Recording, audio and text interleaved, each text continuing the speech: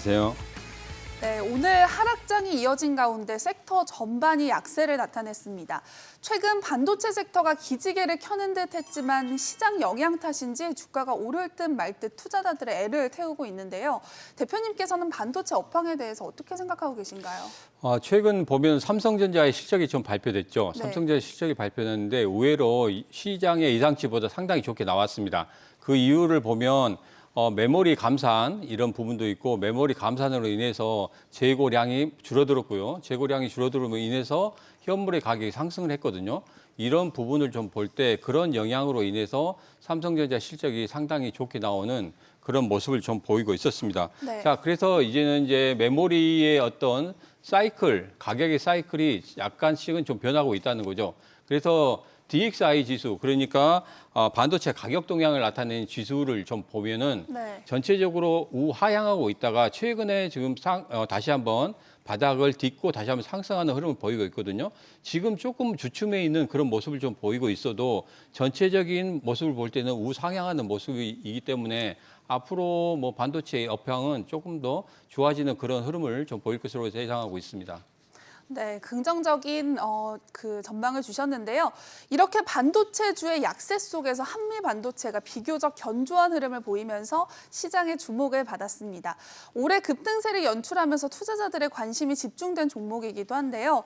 대표님께서는 10가지 매매법이라는 명찰을 달고 나오셨는데 네. 한미 반도체에 대해서도 좀 정확한 매매 전략 전해주시면 좋을 것 같아요. 예전에 한미 반도체가 3월 달부터 계속적으로 우상향하는 그런 모습을 보였거든요. 네. 자, 우상향하는 모습을 보였는데 여기 한미 반도체 그 흐름을 좀 보면 전체적으로 지금 SK 하이닉스가 HBM 관련해 가지고 굉장히 뭐 좋은 실적을 나타내고 있고 앞으로 세계를 주도해 나가는 그런 흐름을 좀 보이고 있기 때문에 거기에 들어가는 장비를 수주를 한미 반도체가 하고 있기 때문에 앞으로 실적은 점차적으로 좋아질 거라고 그렇게 생각하고 있습니다. 그래서 이전에 지금 전고점을 지금 돌파한 후에 다시 한번 눌림목을 줬거든요. 네. 그때 제가 말씀드린 이 매도의 5가지 법칙 중에 한 가지가 딱 걸려 있어요. 네. 그래서 21선을 하향 돌파한 후에 저점 찍고 다시 한번 올라가기 때문에 이전에 전 고점이었던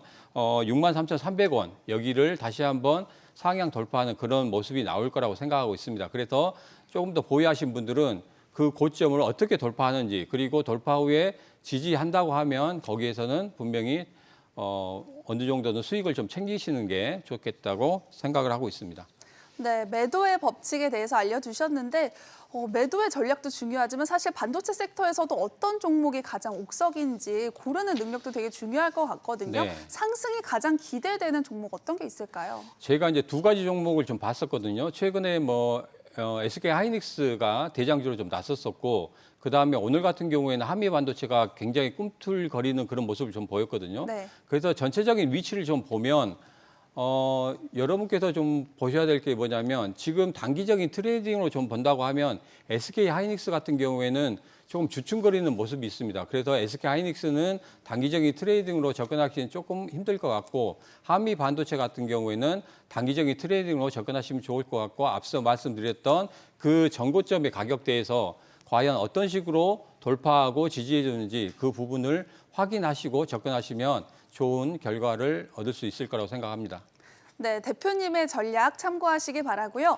한미 반도체는 물론 반도체 관련주에 대한 정확한 분석과 진단이 궁금하신 분들은 카카오톡 채널에서 백발백중 목요일에 검색한 후에 친구 추가해서 자세히 만나보시기 바랍니다. 자, 그리고 시장의 하락 속에서도 해운주의 선전이 이어졌습니다. 먼저 최근 강한 반등을 펼치게 된 배경 어떤 게 있을까요?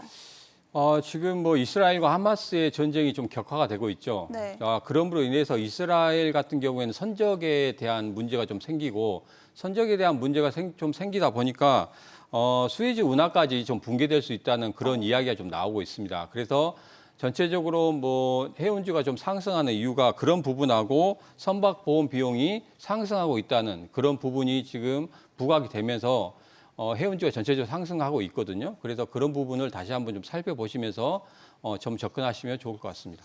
네, 해운주의 강세 속에서 특히 흥하해운이 어제는 상한가를 기록했고요. 오늘도 15% 넘는 급등세를 연출했습니다. 앞으로의 추가가 상승 가능성에 대해서는 어떻게 보고 계신가요? 우선은 흥하해운이 실적이 상당히 좋아졌어요. 왜냐하면 작년 같은 실적 같은 게 보면은 지금 1,779억 원 외출액이, 그다음에 영업이익이 297억 원으로 2021년보다 상당히 좋아졌거든요. 그다음에 영업이익 같은 경우에는 흑자 전환을 하는 그런 모습을 좀 보이고 있었습니다.